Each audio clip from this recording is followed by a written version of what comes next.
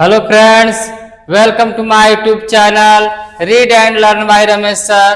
तो स्वागत है आप सभी लोगों का हमारे प्यारे से channel read and learn by Ramesh sir में। तो जैसा कि आप बोर्ड के ऊपर लिखा हुआ देख रहे हैं हेडिंग कि ऑक्सीकरण अभिक्रियाओं के दैनिक जीवन में प्रभाव। तो इससे पहले वाली वीडियो में हमने आपको सिखाया था कि ऑक्सीकरण, अपचयन, अपचायक, ऑक्सीकारक, रेडॉक्स अभिक्रिया पूरा कंप्लीट बता दिया गया था अच्छे से एकदम। ठीक है, अब इस वीडियो में हम आपको समझाएंगे कि जो ऑक्सीकरण अभिक्रिया आपको पढ़ाए हैं वो बड़े काम की चीज है। ठीक है ना, उससे कुछ फायदे हैं तो कुछ नुकसान भी हैं। तो मैं आज आपको फायदा भी बताऊंगा और उससे नुकसान भी बताऊंगा। ठीक है, ऑक्सीकरण अभिक्रिया के फायदे भी हैं, नुकसान भी है और कहाँ कहाँ हमारे जीवन में ऑक्सीकरण अभिक्रिया संभव हो रही है वो चीजें भी आपको बताई जाएंगी। तो आइए देखते हैं कि क्या क्या हमारे जीवन में इसके प्रभाव हैं। तो इसके जीवन में हमारे मुख्य रूप से दो प्रभाव हैं दिखाई देते हैं, जो एक संक्षारण, एक विकृत गंधिता, जो कि आपके क्लास 10th की बुक में है। इसके अलावा और भी प्रभाव है, और भी चीजें बताई जाएंगी आपको, बट क्लास 10th में आपको लिखना कितना है, एग्जाम के दृष्टिकोण से आपको दो ही चीजों पर ध्यान देना है, संक्षारण और विकृत गंधिता पर, यानी कोरोजन और रेंसिडिटी अंग्रेजी में इसे बोलते हैं। ठीक है ना, तो आइए सबसे पहले हम शुरू करते हैं संक्षारण। तो मैं हेडिंग लगाता हूं संक्षारण क्या है, देखिएगा।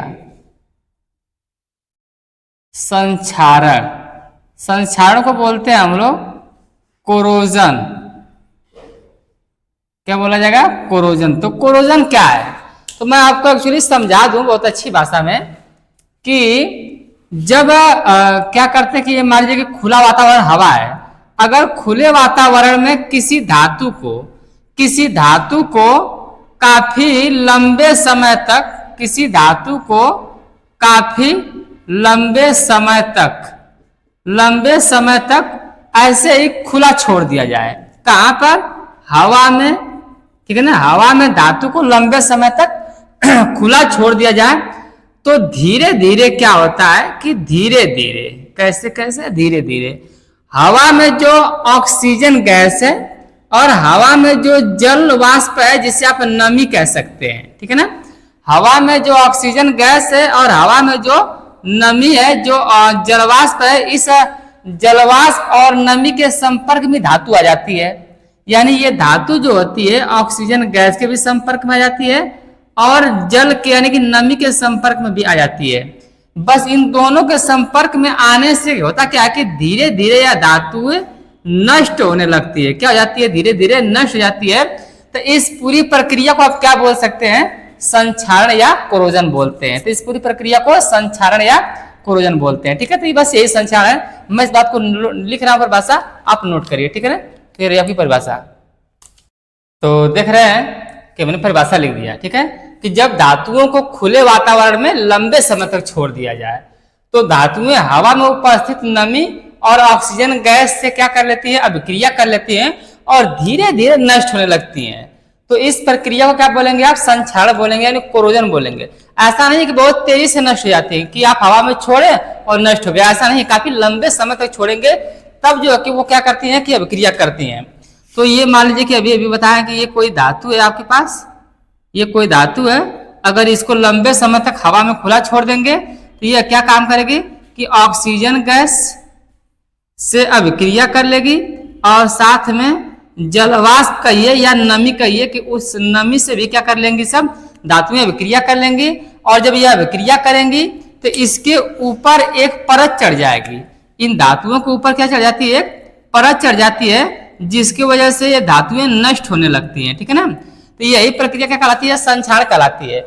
और अलग अलग धातुओं पर ये परत का जो परत चढ़ेगी उसका रंग अलग अलग होगा, हर एक धातु पे अलग अलग होता है। ठीक है ना, तो ये क्या कहलाता है आपके पास? धीरे धीरे ये नष्ट हो जाता है और जब नष्ट हो जाएगा तो इसको हम बोलेंगे कौन सी प्रक्रिया है? ये संक्षारण प्रक्रिया है। और खास बात नोट पॉइंट एक लिख लेना आपको कि संक्षारण जो होता है, कि संक्षारण एक ऑक्सीकरण अभिक्रिया है। ठीक है ना, संक्षारण एक प्रकार की क्या है? ऑक्सीकरण प्रक्रिया है। ठीक है, संक्षारण एक प्रकार की ऑक्सीकरण प्रक्रिया है। अब ऐसा क्यों पढ़ाया गया है? इसे क्यों पढ़ाया गया है संक्षारण को? क्योंकि इसके पहले वीडियो में हमने आपको पढ़ा था ऑक्सीकरण। ठीक है। इस चैप्टर में था ऑक्सीकरण, और ऑक्सीकरण आपको पढ़ाया गया है, इसीलिए यहाँ पे संक्षारण भी पढ़ाया जा रहा है, कोरोजन भी पढ़ाया जा रहा है, क्योंकि कोरोजन भी एक प्रकार का कौन सी अभिक्रिया है, ऑक्सीकरण अभिक्रिया है। कोरोजन भी एक प्रकार की कौन सी अभिक्रिया है बाबू, ऑक्सीकरण अभिक्रिया है, ऑक्सीकरण अभिक्रिया। इसीलिए अब ऐसा कैसे पता चला कि सर ऑक्सीकरण अभिक्रिया है, तो इसमें जरा ध्यान से देखिए कि लिखा गया कि ऑक्सीजन गैस से अभिक्रिया करती है, और आपको पता कि जब कोई ऑक्सीजन गैस से अभिक्रिया करके जुड़ता है, ऑक्सीजन गैस से कोई भी तत्व अगर अभिक्रिया करता है, पक्का कि उसका ऑक्सीकरण हो रहा होता है। क्योंकि अभी अभी आपको अगली वीडियो में, इससे पहले वीडियो में पढ़ाया गया होगा कि Mg का ऑक्सीजन में अभिक्रिया कराएंगे तो MgO बनता था, यानी मैग्नीशियम तत्व ऑक्सीजन से अभिक्रिया करके क्या बनाया है, MgO बनाया है। इसका ये मतलब है कि ऑक्सीजन से कोई भी अभिक्रिया करेगा तो वो कौन सी प्रक्रिया होगी, ऑक्सीकरण। और इसको तो आप बखूबी जानते हैं कि Mg का MgO में क्या हो रहा है, ऑक्सीकरण हो रहा है। ठीक है, ये रहा आपका ऑक्सीकरण। अच्छा, इस संक्षारण कैसी प्रक्रिया है, एक प्रकार की ऑक्सीकरण प्रक्रिया है। ठीक है, अब संक्षारण किसे कहते हैं, कौन खराब हो रहा है इसमें, धातुएं खराब हो रही हैं। जब धातुएं खराब होती हैं तो उसे कहते हैं संक्षारण। लेकिन धातुएं तो बहुत सारी होती हैं, धातुएं तो बहुत सारी होती हैं, जैसे कि धातु में आपका आ जाएगा लोहा आ सकता है, एल्यूमिनियम, मैं इसको प्रतीक में लिख दे रहा हूं, थोड़ा जल्दी लिख पाऊंगा, लोहा, एल्यूमिनियम, मैग्नीशियम, ठीक है ना। और यहाँ पे जाएगा आपका कि सिल्वर, कॉपर। तो इस तरीके से ये सब चीजें क्या है, आपकी धातुएं हैं। और भी धातुएं होती हैं, पर ये भी आपकी क्या है, धातुएं हैं। अब ये धातुएं खराब होती हैं तो क्या कहते हैं, संक्षारण कहते हैं। लेकिन इसी में से एक स्पेशल धातु है Fe, ठीक है ना, Fe, लोहा, आयरन जिसे कहते हैं। अगर ये धातु खराब होगी तो उस संक्षारण का नाम बदल करके उसको हम दूसरा नाम देते हैं, उसे हम कहते हैं जंग, यानी अंग्रेजी में से बोलते हैं रस्ट। क्या समझ में आया कि सभी धातुएं खराब होंगी तो उससे आप संक्षारण ही बोलेंगे, क्या बोलेंगे, संक्षारण बोलेंगे कि संक्षारण हो रहा है। लेकिन स्पेशल है, स्पेशल केस है कि अगर लोहा पे अगर संक्षारण प्रक्रिया संभव हो रही है, या लोहा को अगर बाहर वातावरण में खुला में आप छोड़ रहे हैं और अगर वो नष्ट हो रहा है धीरे धीरे, तो उसे आप संक्षारण ना बोल करके उसका स्पेशल नाम दिया गया है जंग लगना। उससे आप क्या बोलेंगे कि सर यहाँ पे क्या लग रहा है, जंग लग रहा है। ठीक है ना, तो इसीलिए लोहा के बारे में थोड़ा सा स्पेशल है, तो लोहा के बारे में हम थोड़ा सा आपको बता देते हैं। यहाँ पे देखिएगा, यहाँ पे हम बता दे रहे हैं आपको। तो सपोज करिए कि ये एक लोहे का टुकड़ा है, यह एक लोहे का टुकड़ा था, यह लोहे से बनी हुई कोई वस्तु थी, इसको आपने खुले वातावरण में छोड़ दिया। जब खुले वातावरण में आपने छोड़ दिया तो इसने क्या किया कि वायु में उपस्थित ऑक्सीजन और नमी, वायु में उपस्थित ऑक्सीजन और नमी यानी कि एक जलवाष्प, ठीक है ना, तो इनसे ये कर लिया है क्या, अभिक्रिया। और जब इनसे ये करेगा अभिक्रिया तो आपको पता है कि ऑक्सीजन से अभिक्रिया करना क्या कहलाता है, ऑक्सीजन से अभिक्रिया करना ऑक्सीकरण कहलाता है। तो यानी ये एक प्रकार की ऑक्सीकरण अभिक्रिया। जंग लगना कौन सी प्रक्रिया है, ऑक्सीकरण है। तो यहाँ लोहा अभिक्रिया करेगा, धीरे धीरे समय बीतेगा और लोहे के ऊपर एक क्या चढ़ जाएगी बाबू, परत चढ़ जाएगी। ठीक है ना, लोहे के ऊपर क्या चढ़ जाएगी, एक परत चढ़ जाएगी। हालांकि लाल रंग की परत चढ़ती है, मेरे पास लाल मार्कर है नहीं, इसलिए मैं काला मार्कर से बना दे रहा हूँ। ये लाल भूरा रंग की परत चढ़ जाएगी। यहाँ पे किस रंग की है, मैं यहाँ पे रंग लिख दे रहा हूँ कि यह जो है कि लाल भूरा रंग की परत है। लाल भूरे रंग की क्या चढ़ जाएगी, इस पे परत चढ़ जाएगी, और इसी परत के चढ़ने से यह धातु धीरे धीरे नष्ट हो जाती है। और इसी पूरी प्रक्रिया को हम कहते हैं जंग का लगना। ठीक है ना, तो जब यह जंग लगेगा तो ऑक्सीजन, जल और ये लोहा ये सब मिल करके एक यौगिक बना देते हैं, और उसको हम बोलते हैं कि Fe2O3 इंटू XH2O। ये जो हमने लिखा है बहुत बड़ी बात लिख दी है, आप इसे ध्यान समझिए। Fe2 into XH2O into XH2O, यानी कि यहाँ पे लिखा गया है कि जब लोहा इस ऑक्सीजन से अभिक्रिया कर रहा है तब इस कंडीशन में क्या है कि Fe2O3 इंटू XH2O बनता है, और इसे आप कहते हैं कि जंग का सूत्र। यही क्या है बाबू, जंग का सूत्र है।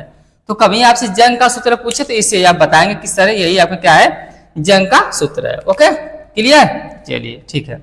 Fe2O3 into XH2O। अच्छा, यहाँ पे X का ये मतलब है कि यहाँ पे जो जल के अणु है वो अलग अलग हो सकते हैं ना।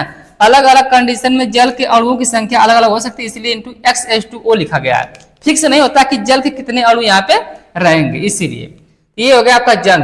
तो संक्षारण आपको बिल्कुल क्लियर हो गया होगा कि संक्षारण का तात्पर्य होता है कि जब किसी धातु को खुले वातावरण में आप छोड़ देंगे तो वह धातु वायु में उपस्थित ऑक्सीजन गैस और वायु में उपस्थित जो नमी है, जो जल की मात्रा है, उससे दोनों से अभिक्रिया कर लेती है धातुएं, और अभिक्रिया करती है तो धीरे धीरे नष्ट होती है। कैसे? धीरे धीरे नष्ट होती है, और इस प्रक्रिया को आप बोलते हैं संक्षारण। अगर संक्षारण धातुओं में हो रहा है और उसमें से स्पेशल धातु अगर आपके पास लोहा है और लोहा में अगर संक्षारण हो रहा है तो उसका नाम चेंज करके आप उसको जंग बोल देंगे। और जंग क्या होता है कि जब लोहे को खुले वातावरण में छोड़ देते हैं तो लोहा वायु में उपस्थित ऑक्सीजन गैस और नमी से क्रिया करके धीरे धीरे नष्ट हो जाता है, तो इस प्रक्रिया को आप जंग बोलते हैं। और जंग का सूत्र हमने यहाँ लिख दिया Fe2O3 फेरिक ऑक्साइड है, ठीक है ना। इसमें आपको जल के अणुओं की संख्या कंफर्म नहीं होती है, इसलिए यहाँ पे N2X लगाया गया है, ठीक।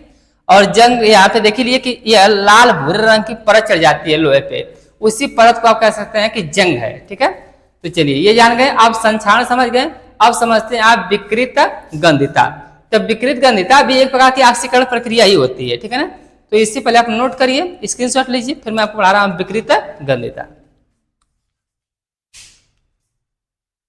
तो आइए देखते हैं विकृत गंधिता को हमने लिख दिया है बोर्ड पे, देखिएगा कि खाद्य पदार्थों, विकृत मतलब होता है बेकार सा, गंध मतलब गंध, ठीक है ना, अजीब सी एक गंध। तो गंध किसमें अजीब से आएगी? भोजन से, ठीक है ना। तो खाद्य पदार्थों में उपस्थित तेल या वसा, क्योंकि कोई भी खाद्य पदार्थ होगा तो उसमें क्या हो सकता है कि तेल या वसा उपस्थित रहेगी, ठीक है ना। तो खाद्य पदार्थों में उपस्थित तेल या वसा के मंद ऑक्सीकरण से भोजन का स्वाद एवं गंध बदल जाता है। मंद ऑक्सीकरण धीरे धीरे से, अचानक से नहीं, ठीक है ना। तो तेल या वसा के मंद ऑक्सीकरण से भोजन का स्वाद एवं गंध बदल जाता है, तो इस प्रक्रिया को कहते हैं विकृत गंधिता। यह साफ भाषा में समझिए कि खाने का सड़ जाना या बदबू देना क्या है? विकृत गंधिता है। चाहे वो कोई भी खाना हो, कोई भी खाना हो, बासी जाता है खाना, जब बासी जाता है खाना, बसिया जाता है, कैसा बदबूदार महकता है।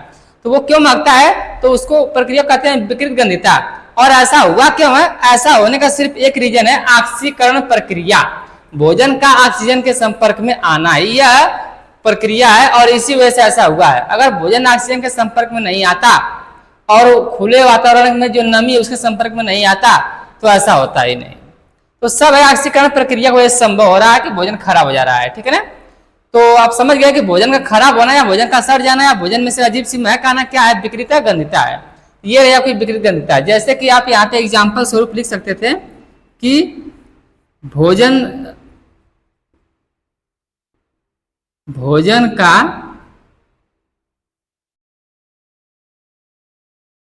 सड़ जाना।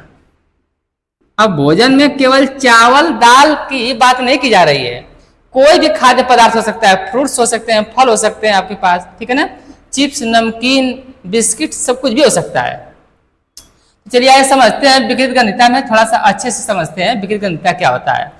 तो एक्चुअली आप देख चुके हैं कि विकृत गंधिता का मतलब होता है कि भोजन का सड़ जाना या भोजन में से जो स्वाद है वो टेस्ट है जो बदल जाना। तो आप अपने घर पे आसपास देखते होंगे कि जब बारात वगैरह आती है, खाना ज्यादा मात्रा में बनता है, तो रात का खाना सुबह में कैसे बदबूदार महकता है। तो वो कौन सी प्रक्रिया है? रेंसिडिटी, यानी कि क्या है? विकृत गंधिता है। तो क्या इस विकृत गंधिता को रोकने के उपाय भी होते हैं? तो हाँ, बिल्कुल भी होते हैं। तो ज्यादा इंटरेस्टिंग है विकृत गंधिता को रोकने के उपाय। तो ये तो आप देखे ही हैं, अब मैं यहाँ पे लिख रहा हूँ कि विकृत गंधिता को रोकने के उपाय, ठीक है ना। तो आपको एक साथ समझने में विकृत गंधिता और इसको रोकने के उपाय जब पढ़ेंगे तो ज्यादा समझ में आएगा। देखिए विकृत गंधिता के रोकने के उपाय। तो आइए देखते हैं कि क्या खाद्य पदार्थ को सुरक्षित रखा जा सकता है। तो हाँ, बहुत दिन तक नहीं, लेकिन एक लिमिट होती है कि खाद्य पदार्थों को हम सुरक्षित रख सकते हैं, यानी विकृत गंधिता होने से बचा सकते हैं। कैसे कैसे बचा सकते हैं देखिएगा। सबसे पहला काम है खाद्य पदार्थों को वायुरोधी बर्तन में रख दीजिए, यानी कि जहां पर वायु न जा सकती हो, अगर ऐसे बर्तन में खाद्य पदार्थों को रखते हैं, वायु को न जाने का अर्थ है ऑक्सीजन। वायु में कौन सी गैस है जिससे हमें नुकसान है? ऑक्सीजन गैस है, ठीक है ना। खाना को नुकसान किससे? ऑक्सीजन गैस से। तो ऑक्सीजन का न जा पाए तो ऐसा बर्तन बनाइए जिसमें कि ऑक्सीजन गैस न जा पाए। तो आप लोग देखे होंगे कि जो चिप्स वगैरह के पैकेट होते हैं इसमें वो पैक होता है, और इसमें ढेर का हवा भरी होती है, पर उस हवा में नाइट्रोजन गैस होती है। कौन सी गैस? नाइट्रोजन गैस होती है। और ऑक्सीजन गैस नहीं भरी जाती है, बल्कि ऑक्सीजन गैस पहले इसमें से क्या कर जाती है, निकाल दी जाती है। तो उसमें ऑक्सीजन नहीं है, यानी कि हवा नहीं है। जब हवा नहीं है तो वह खाना सुरक्षित है। तो नमकीन, बिस्कुट, कुरकुरा, जो भी कुछ उसके अंदर भरा होता है पैकिंग के अंदर, वह सालों साल तक सुरक्षित रहता है। पका करके उसको छान करके तेल में हम रख देते हैं, लेकिन सालों साल वो सुरक्षित रहता है। उस पर एक्सपायरी डेट दिख जाती है कि यहाँ से यहाँ तक ये सुरक्षित है, क्योंकि उसमें ऑक्सीजन गैस नहीं है। ठीक है ना, इसलिए तो वायुरोधी बर्तन में रखिए जहां पे वायु न जा सकती हो। तो ऐसा बर्तन था, जैसे वो बर्तन है आपको पैकेट। अच्छा, निम्न ताप पर पके हुए खाने का प्रशीतन करिए, यानी कि खाने को ठंडा रखिए, यानी फ्रिज में। आप अक्सर देखते हैं कि आप खाना पकाए रहते हैं, उस खाने को आप कहाँ रखते हैं? खाने को रखते हैं फ्रिज में। यानी प्रशीतन का अर्थ होता है ठंडा करना। तो खाना क्या रहता है, कुछ देर तक अच्छे से सुरक्षित रहता है। ठीक है ना, जहाँ खाना 10 घंटे में खराब होने वाला है, 15 घंटे भी चल जाएगा, 20 घंटे भी चल जाएगा, अगर फ्रिज में पड़ा हुआ है तो। ठीक है, अगला है कि आलू, चिप्स, नमकीन, कुरकुरा, जो भी आदि के पैकिंग होती है, उस पैकिंग में से ऑक्सीजन गैस को पहले हटाते हैं, फिर वहां पर नाइट्रोजन गैस को भर देते हैं। ऐसा क्यों करते हैं? अभी हमने यहाँ पे दिखाया था कि ऑक्सीजन गैस को हटा करके नाइट्रोजन गैस को डाल दिया जाता है, क्योंकि नाइट्रोजन गैस जो है ना कम सक्रिय गैस है, और ऑक्सीजन गैस जो है वो अधिक सक्रिय गैस है, बहुत सक्रिय गैस है। और नाइट्रोजन गैस कम सक्रिय, निष्क्रिय तो नहीं कह सकते कि एकदम निष्क्रिय नहीं है, बट एकदम कम सक्रिय है। ठीक है ना, और वो थोड़ा ठंडी गैस भी होती है। तो कम सक्रिय होने के कारण यह है जो कि खाने के अंदर, मान लीजिए कि इसमें आपने चिप्स रख दिया या कुरकुरा रख दिया, और इसमें कौन सी गैस आप डाल दिए? Nitrogen gas. अब अगर नाइट्रोजन गैस कम सक्रिय है तो इस कुरकुरा से यह अभिक्रिया नहीं करेगी, इस कुरकुरे से यह अभिक्रिया या चिप्स के अंदर से अभिक्रिया नहीं करेगी, क्योंकि यह बहुत कम सक्रिय है। जब कम सक्रिय है तो यह खराब नहीं होगा, लेकिन इसकी भी एक लिमिट होती है। ठीक है ना, कि कुछ ही दिनों तक यह नहीं कर पाएगा, बाद में इससे अभिक्रिया संभव हो जाएगी धीरे धीरे, तो इसलिए जल्दी से खराब नहीं होता है, कुछ दिन तक चल जाता है। अच्छा, अगला खाद्य पदार्थों को सीधे सूर्य के प्रकाश से बचाइए, यानी कि डायरेक्ट सूर्य की धूप पड़ रही है खाद्य पदार्थों पे, तो वह खाद्य पदार्थ जल्द से जल्द खराब हो जाएगा आपका। ठीक है ना, क्योंकि सूर्य के प्रकाश में भी कुछ ऐसी चीजें हैं कुछ जिसकी वजह से भोजन जल्द से जल्द क्या हो सकता है, खराब हो सकता है, धूप की वजह से भी खराब हो सकता है। अच्छा, बचाने के और भी तरीके हैं कि खाने में जैसे कुछ अचार को अगर बचा के रखना है तो उसमें आप नमक वगैरह मिलाकर रख दीजिए, सिरका मिलाकर रख दीजिए, तो भी आपका भोजन क्या रहता है, सुरक्षित रहता है। ठीक है ना, विकृत गंधिता होने से बच जाता है। ठीक है, तो विकृत गंधिता ना होने के, यानी कि विकृत गंधिता को रोकने के, यानी रोकथाम के ये सब उपाय थे, इसको भी आप नोट कर सकते हैं। ये क्यों पढ़ा जा रहा है? क्योंकि क्लास 10th में है। अब विकृत गंधिता एक ऑक्सीकरण प्रक्रिया है, क्योंकि इसमें ऑक्सीजन जुड़ता है, और जिसमें ऑक्सीजन जुड़ता है वह कौन सी प्रक्रिया होती है? ऑक्सीकरण प्रक्रिया होती है। चलिए, यह भी मैं आपको और समझाता हूँ कि ऑक्सीकरण प्रक्रिया क्या क्या है, हमारे दैनिक जीवन में और कहाँ कहाँ देखने को मिलती है। 2 ठे तो हम पढ़े हैं, क्योंकि आपको 2 एग्जाम में आ सकता है। ठीक है ना, कक्षा 10 में ये 2 ठे एग्जाम में आने के लिए। और देखते हैं, जैसे कि मैं आपको बताऊं कि कुछ एक्स्ट्रा है, इसको भी देख लीजिएगा। आप श्वसन करते हैं? बिल्कुल सर। तो जो श्वसन प्रक्रिया है, ये भी एक प्रकार की कौन सी प्रक्रिया है? ऑक्सीकरण प्रक्रिया है, क्योंकि जब हमारे बॉडी में ग्लूकोज जो इकट्ठा रहता है, और जब हम ऐसे सांस खींचते हैं तो सांस से ऑक्सीजन ले आते हैं, और ऑक्सीजन जाकर ग्लूकोज से अभिक्रिया कर लेती है, और ऑक्सीजन से कोई भी चीज अभिक्रिया करता है तो उसे कह सकते हैं कि ऑक्सीकरण प्रक्रिया है। तो श्वसन भी एक प्रकार की कौन सी प्रक्रिया है? ऑक्सीकरण प्रक्रिया है। ठीक है ना, यह भी। और इसके बाद ये संक्षारण, तो आपकी ऑक्सीकरण प्रक्रिया है, संक्षारण है। फिर जंग है, जंग भी कौन सी प्रक्रिया है? ऑक्सीकरण प्रक्रिया है। फिर ये देखिए विकृत गंधिता, भी अभी आप पढ़े हैं, विकृत गंधिता भी कौन सी प्रक्रिया है? विकृत गंधिता भी कौन सी प्रक्रिया है? ऑक्सीकरण प्रक्रिया है। इसके अलावा देखिएगा एक किण्वन प्रक्रिया आती है, किण्वन प्रक्रिया, जिससे शराब वगैरह बनाई जाती है इस विधि से। किण्वन प्रक्रिया भी क्या है? एक प्रकार की वही है, ऑक्सीकरण प्रक्रिया ही है। और ये जो है आपका, ये जलेबी उलेबी छानते हैं ना, तो जो बेसन होता है वो सड़ जाता है, तो वह मैदा जो होता है वह मैदा को सड़ा देते हैं, मैदा को सड़ा कर क्या बनाते हैं? भोजन। तो मैदा को जब सड़ा रहे हैं तो वह अभी कौन सी प्रक्रिया? ऑक्सीकरण प्रक्रिया है, क्योंकि जब जलेबी छानना होता है जिसे, वो पहले मैदा को खूब सड़ाते हैं अच्छे से, 4 घंटा 5 घंटा 10 घंटा सड़ा के छोड़ते हैं, तो वह कौन सी प्रक्रिया है? किण्वन हो रही है। और जब किण्वन हो रही है तो वह किण्वन प्रक्रिया ऑक्सीजन की उपस्थिति में होती है, तो यह इस प्रकार से कौन सी प्रक्रिया हो गई? सब ऑक्सीकरण प्रक्रिया हो गई। देख रहे हैं इसमें से कुछ फायदे वाली है तो कुछ नुकसान वाली है। ऑक्सीकरण से देखिए, अगर संक्षारण होगा तो नुकसान है, जंग होगा तो नुकसान है, विकृत गंधता होगी तो नुकसान है। लेकिन अगर श्वसन हुआ तो हमारे लिए फायदा वाली चीज है।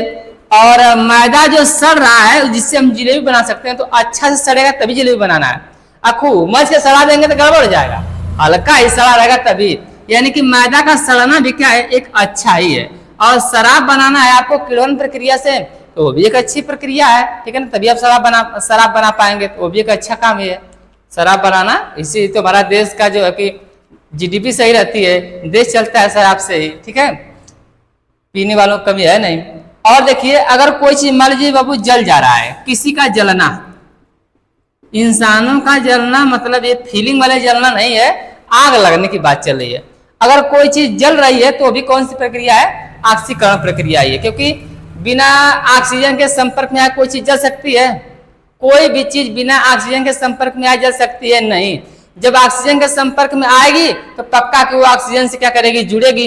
और ऑक्सीजन से जुड़ना ही क्या कहलाता है, ऑक्सीडेशन, यानी कि ऑक्सीकरण कहलाता है। तो ये सारी की सारी प्रक्रियाएं आपके जीवन में जो हो रही है, ये कौन सी प्रक्रिया है, ऑक्सीकरण प्रक्रिया है।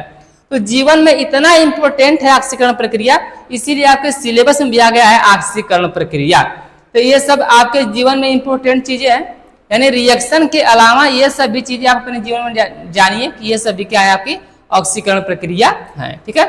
तो ये कंप्लीट, और ये पहला चैप्टर आपका केमिस्ट्री का कंप्लीट होता है यहीं पे। अब शुरू होगा इसके बाद बायोलॉजी का क्लास, फिर सेकंड केमिस्ट्री आपको पढ़ाई जाएगी, ठीक है ना। तो बारी बारी से सारे के सारे आपको साइंस में जो इतने भी चैप्टर हैं, जो भी सब्जेक्ट है आपकी फिजिक्स केमिस्ट्री बायोलॉजी सब पढ़ाया जाएगा।